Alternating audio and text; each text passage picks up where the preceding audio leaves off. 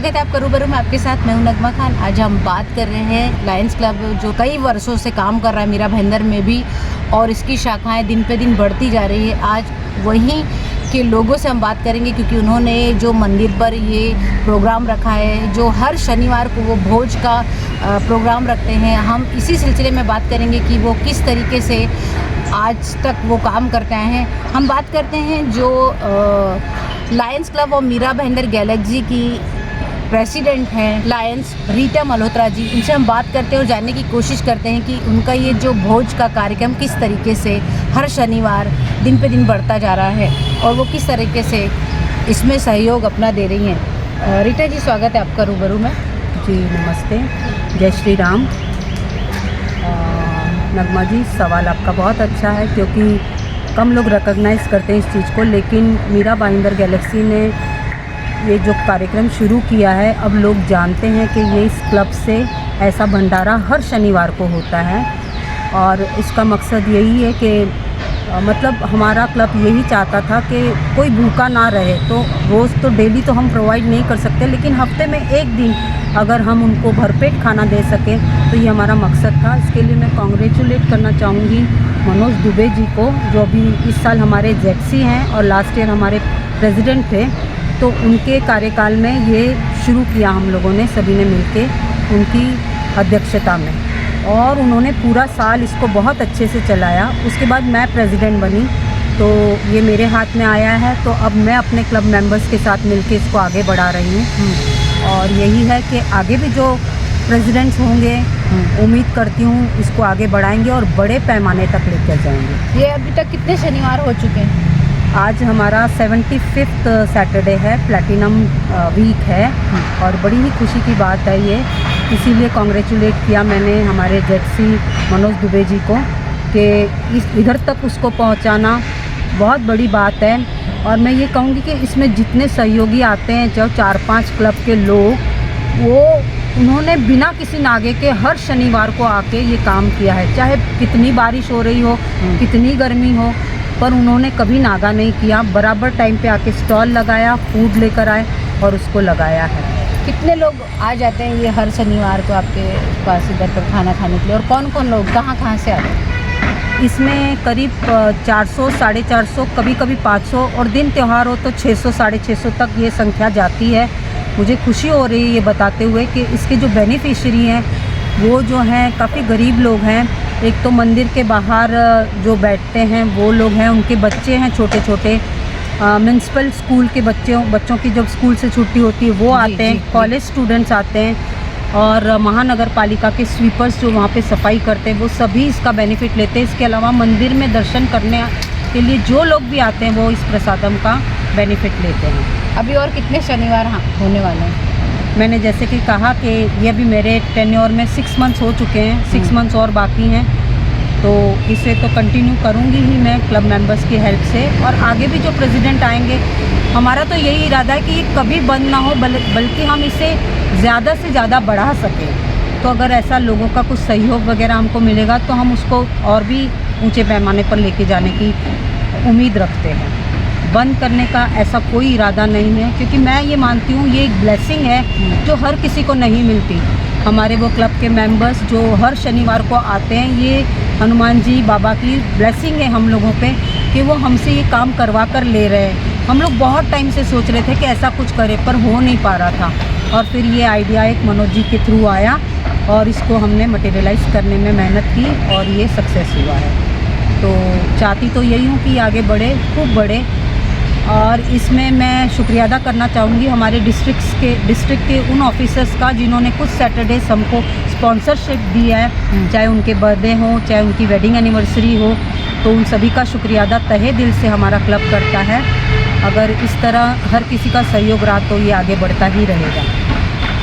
चलिए, हमारे भी ये विशेष है आपके साथ की, और यही हम शुभकामनाएं देंगे आपको कि यही इसी तरह से आप लोगों की सेवा करते रहें और इस तरह से पुण्य कमाते रहें। जी बहुत बहुत शुक्रिया। एक और चीज़ बोलना चाहूँगी कि कुछ लोग जो हमारी क्लब के मेंबर्स नहीं हैं वो भी इसमें जुड़े हैं। एक रमा जी शुक्ला करके हैं, वो हर सैटरडे अपने घर से खिचड़ी बना कर लाती हैं और यहाँ पे सर्व करते हैं। वो लोग, वो हस्बैंड वाइफ दोनों आते हैं। उनका भी मैं शुक्रिया अदा करना चाहूँगी। ऐसे कुछ लोग हैं और एक आंटी आती हैं, वो भी कुछ प्रसाद हमेशा हर सैटरडे लेकर आती हैं। तो जो लोग क्लब मेंबर्स नहीं हैं वो भी इसमें डोनेट कर सकते हैं और जुड़ भी रहे हैं, ये हमारे लिए खुशी की बात है। बहुत शुक्रिया जी, बहुत बहुत शुक्रिया। हम बात करते हैं Lions club Mira Bhayandar of galaxy के लायंस चेयरपर्सन मनोज दुबे जी से, और जानने की कोशिश करते हैं कि उनके जहन में ये कैसे आइडिया आया और कि हम हर शनिवार को जो भूखे हैं उनको खाना खिलाएंगे।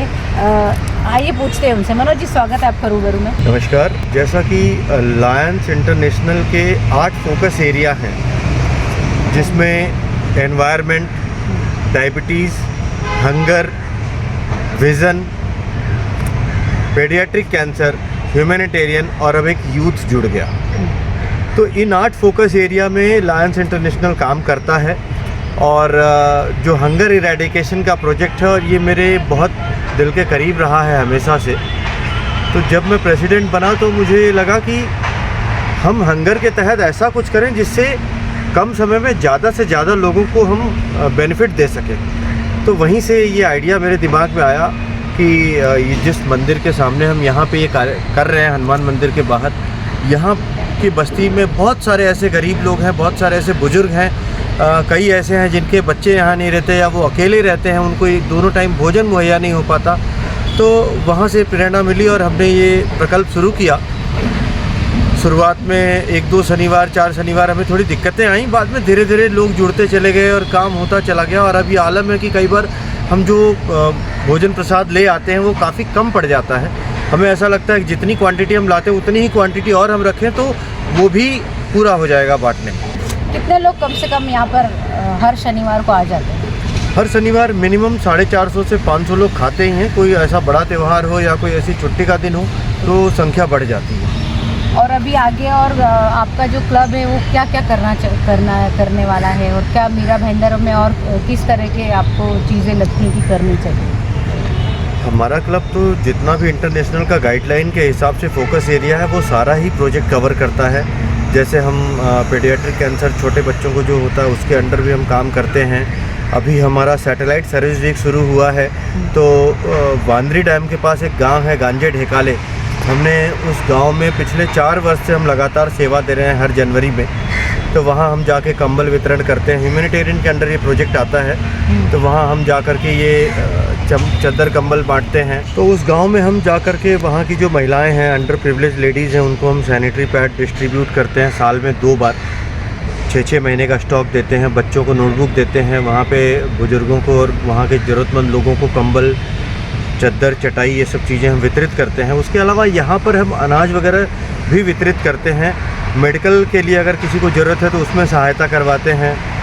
ऐसे हमारे जितने भी फोकस एरिया के अंडर सारे प्रोजेक्ट हैं वो हम करते हैं। मेडिकल कैंप लगाते हैं, ब्लड डोनेशन ड्राइव चलाते हैं, जिससे यहाँ के अस्पतालों में ये सुविधा मिल सके।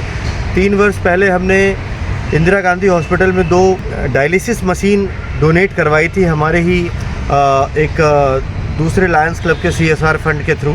16 लाख के करीब की 2 मशीनें हमने प्रोवाइड करवाई थी। उसके पहले भी हमने बेबी वार्मर, व्हील चेयर, ये सारी चीज़ें मुहैया करवाई हैं। तो मैं यहाँ के लोगों से अपील करना चाहूँगा कि अगर हमारे Lions club of Mira Bhayandar galaxy charitable trust के माध्यम से वे जुड़ करके इन सारे प्रकल्पों के लिए अगर हमारे ट्रस्ट को मजबूत करते हैं या अपना सहयोग देते हैं, तो हम मीरा भाईंदर में इस तरह की तमाम दुश्वारियों को दूर करने की भरसक पूरी प्रयास कर सकते हैं और मिलकर बहुत कुछ अच्छा कर सकते हैं। कि होता क्या है ना कि आप जैसे कई बार आई हैं, कभी अचानक आप आइए, हम 12 बजे से शुरू करते हैं, लेकिन ये जो पब्लिक है वो 11, साढ़े 11 से आके खड़ी हो जाती है, एक उम्मीद में रहती है कि नहीं आज तो मुझे भोजन मिलेगा। तो उनकी उस उम्मीद को हम तोड़ना नहीं चाहते। इस वजह से हम हर संभव प्रयास करके किसी भी तरह चाहते हैं कि ये हमारा चलता ही रहे। और मैं धन्यवाद देना चाहूँगा हमारे त्रिशूल कैटरर्स के गोविंद जानी जी को, जिन्होंने कई बार फंड का अरेंजमेंट ना होने के बावजूद भी हमें संभाला है, आगे पीछे पैसे लिए हैं, लेकिन भंडारा बंद नहीं होने दिया और ये सेवा अनवरत चलने दी।